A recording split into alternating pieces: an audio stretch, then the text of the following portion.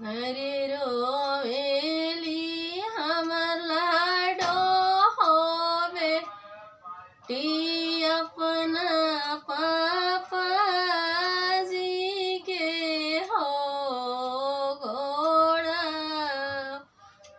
अरे साड़ी ना ले आइले हो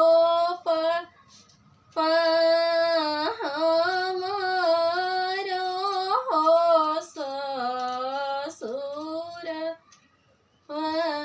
अरे साड़ी ना ले आइले हो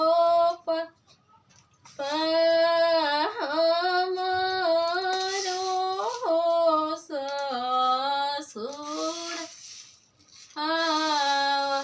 अरे चुप हो चुप होवे तीना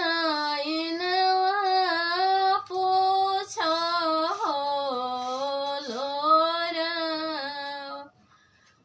जाइबी हम नोएडा होवे टीले आई तो के साड़ी।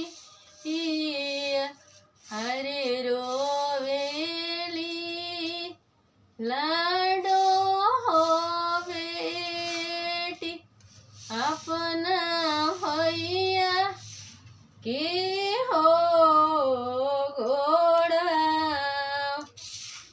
अरे टीकाना ले आइले हो भैया हमारो हो भसुर।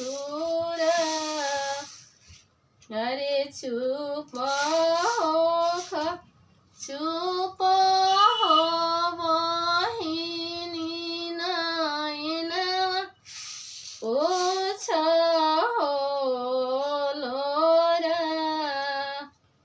जा